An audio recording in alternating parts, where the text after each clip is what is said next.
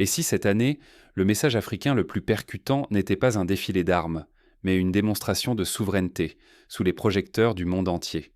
Imaginez trois pays du Sahel, le Mali, le Burkina Faso et le Niger, longtemps perçus comme dépendants et vulnérables, dictés par les agendas extérieurs et condamnés à consommer des solutions importées. Pendant des décennies, leur sécurité a été orchestrée de l'étranger. Armes obsolètes, doctrines imposées, images caricaturées, mais Baymax 2025 bouleverse tout. Ce n'est pas un simple salon militaire. C'est un signal, une rupture, une prise de parole. Sous l'apparence d'une exposition de drones ou de blindés, Baymax révèle une ambition plus profonde. Reprendre le contrôle de son destin, écrire ses propres règles, imposer sa vision face à l'œil sceptique des puissances étrangères.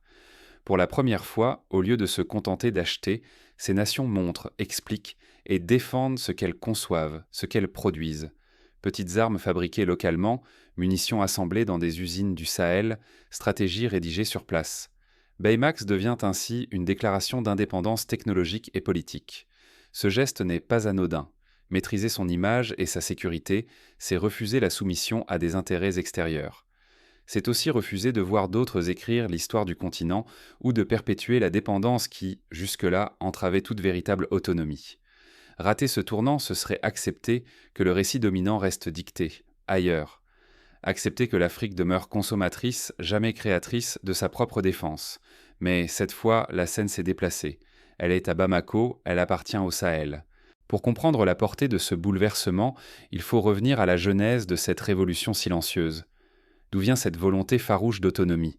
Pour le saisir, il faut explorer l'histoire récente de ces trois pays et la naissance de leur alliance inédite. Pendant des décennies, qui décidait vraiment de la sécurité en Afrique de l'Ouest? La réponse dérange, trop souvent, ce n'étaient ni les peuples, ni les dirigeants du Sahel.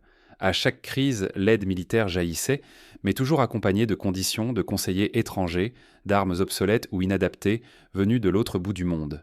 Les stratégies de défense étaient antécrites dans des bureaux lointains, rarement en dialogue avec les réalités du terrain. Les équipements reçus étaient comme dépassés, parfois même incompatibles entre eux. Résultat, face aux groupes armés, les armées nationales restaient fragmentées, mal préparées et dépendantes d'une protection extérieure qui n'arrivait jamais à sécuriser durablement la région. Année après année, cette dépendance laissait le Sahel dans un cercle vicieux. Malgré des milliards de dollars en programmes internationaux, les groupes terroristes et criminels circulaient sans entrave d'un pays à l'autre. Les frontières n'étaient plus des lignes de défense, mais des passoires. L'instabilité devenait la norme, comme si la région était condamnée à subir les scénarios écrits par d'autres. Mais début septembre 2023, un tournant inattendu a eu lieu. La naissance de l'Alliance des États du Sahel, regroupant le Mali, le Burkina Faso et le Niger. Cette alliance, puis sa transformation en Confédération des États du Sahel, n'est pas qu'une réaction face à l'urgence, c'est un acte de rupture. Pour la première fois, les États du cœur du Sahel revendiquent le droit de ne plus sous-traiter leur défense à l'étranger. Leur objectif? Rompre avec le modèle imposé et bâtir une doctrine de sécurité autonome. Cela passe par la coopération mutuelle, l'intégration des moyens militaires, le partage du renseignement et une planification commune, non dictée depuis Paris, Bruxelles ou Washington, mais imaginée et assumée à Bamako, Ouagadougou et Niamey. Ce choix est lourd de conséquences. Persister dans l'ancien modèle signifierait accepter l'instabilité perpétuelle, le morcellement du territoire et la perte de toute dignité stratégique. Mais pour la première fois, c'est une autre ambition qui prend forme, celle d'une sécurité conçue, portée et défendue par les Africains eux-mêmes. Ce réveil du Sahel, c'est aussi le début d'une résistance aux récits imposés.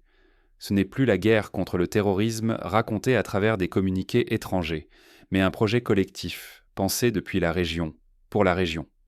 La Confédération des États du Sahel incarne cette volonté nouvelle, forger ses propres alliances, définir ses ennemis, choisir ses partenaires sans rendre de compte à des puissances extérieures. Bien sûr, tout reste à prouver sur le terrain, mais la rupture est là, affichée sans complexe. Désormais, la doctrine du Sahel s'écrit en son nom propre. Et pour la première fois, la région veut imposer ses choix, ses outils et sa vision sur la scène internationale. Mais le véritable bras de fer commence lorsque la CES affirme sa doctrine sur la scène internationale, défiant ouvertement les anciennes puissances et leurs certitudes. Que vaut vraiment une doctrine africaine quand l'Occident préfère la discréditer? La question n'est pas que rhétorique, Elle touche au cœur de la bataille pour la souveraineté dans le Sahel. Car aujourd'hui, Mali, Burkina Faso et Niger n'acceptent plus d'être de simples exécutants sous le regard sceptique, parfois condescendant, des grandes puissances occidentales. Baymax incarne ce basculement. Ce n'est pas une simple vitrine d'armes étrangères, mais un espace où la coopération, l'innovation locale et l'affirmation collective prennent le devant de la scène. Les sociétés turques sont bien présentes, mais sous un modèle de partenariat équilibré, loin de l'image de l'emprise totale. La Turquie apporte une expertise, mais elle laisse la place à l'adaptation locale, à la production sur place et à l'appropriation technologique. La grande nouveauté de Baymax, c'est aussi la mise en avant des propres armes, équipements et stratégies conçus par la CES. Les projecteurs ne sont plus braqués uniquement sur ce que ces pays achètent, mais aussi sur ce qu'ils fabriquent et inventent. À Bamako, on expose des drones mis au point localement, des munitions assemblées à domicile et des systèmes de communication pensés pour le terrain sahélien. C'est l'affirmation d'une doctrine Made in Sahel. Tout cela s'inscrit dans une volonté claire, exclure enfin le paternalisme traditionnel. Les responsables de la CES ne réclament plus la charité ou la tutelle, ils revendiquent d'être traités en partenaires égaux. Les discussions à Baymax ne tournent pas autour de contrats de dépendance, mais de transferts de compétences, de joint-venture et de cofinancement, autant de signes qu'une nouvelle génération veut tracer sa propre voie. Pourtant, les critiques occidentales persistent. Elles se concentrent souvent sur la forme, dénonçant les régimes militaires, l'influence turque ou russe, sans jamais interroger le fond, la capacité réelle des États sahéliens à innover, à expérimenter, à définir leur cohésion stratégique. Cette lecture tronquée ignore que pour la première fois, l'Afrique ne se contente pas d'acheter. Elle apprend, adapte et propose un modèle exportable. Le risque est immense. Si le récit dominant reste forgé à l'extérieur, les avancées locales risquent de passer sous silence. Invisibles, elles pourraient décourager investisseurs et partenaires tout en minant la confiance régionale. La souveraineté n'est pas qu'une question d'armes ou de frontières. Elle tient aussi dans la capacité à imposer son propre récit, à inspirer ses jeunes et à convaincre le reste du continent qu'un autre modèle est possible. Pourtant, derrière le bruit médiatique, une transformation profonde s'opère au cœur des industries et du politique sahélien. Alors comment cette révolution silencieuse s'organise-t-elle concrètement sur le terrain ? Plongeons dans les coulisses de la CES et découvrons les moteurs de ce changement inédit. La vraie révolution n'est pas dans le bruit des armes, mais dans le silence des usines africaines.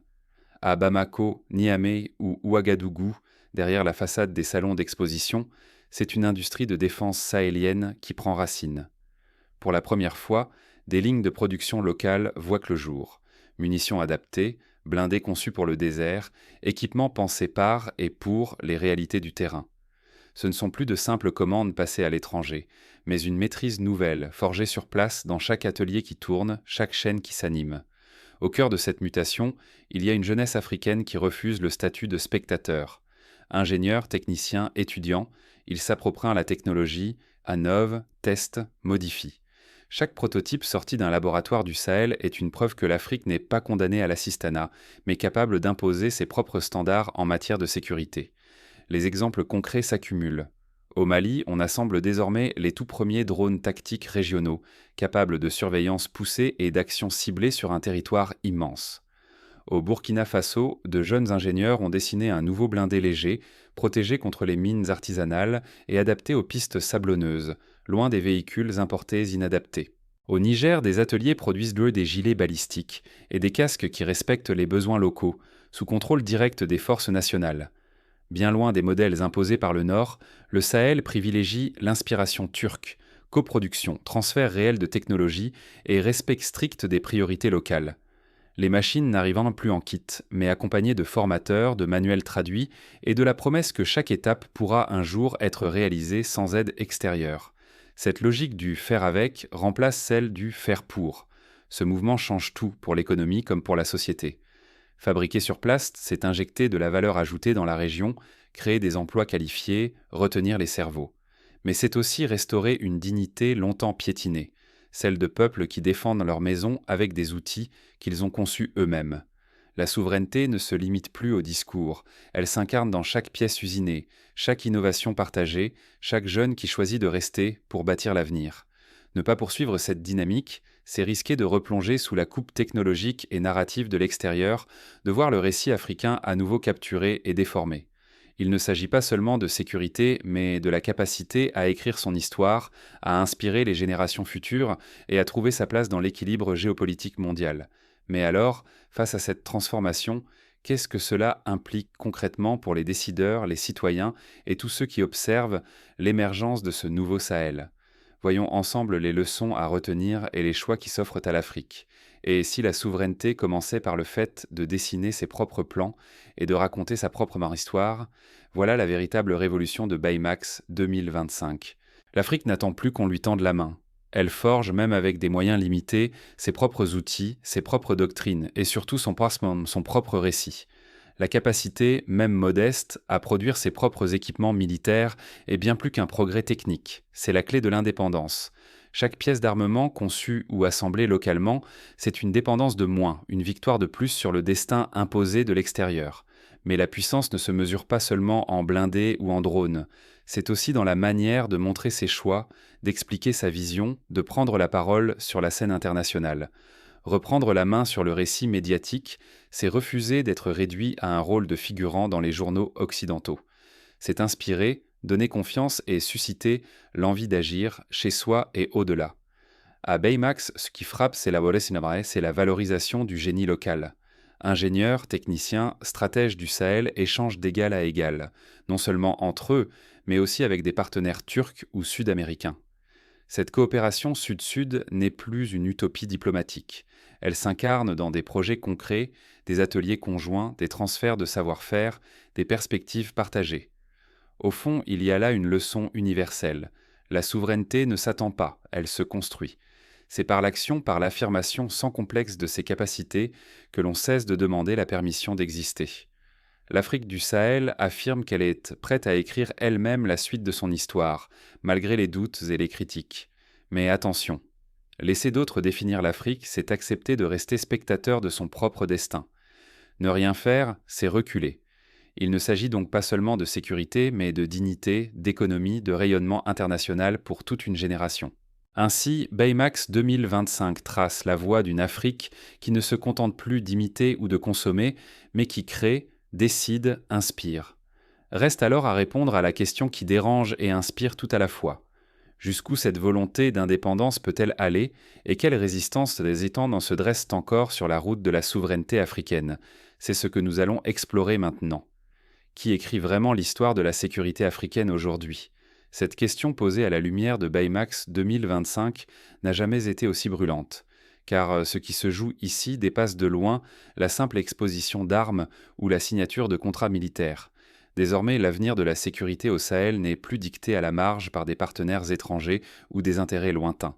Mali, Burkina Faso, Niger, ces nations longtemps considérées comme dépendantes, prennent la plume, structurent leurs récits et bâtissent une doctrine qui leur ressemble, en assumant le droit d'imposer leur propre vision.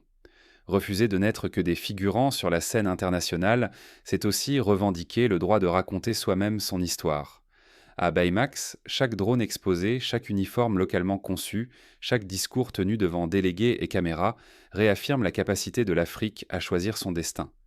Ce n'est plus seulement une question d'arsenal, mais une bataille pour l'autonomie symbolique et stratégique.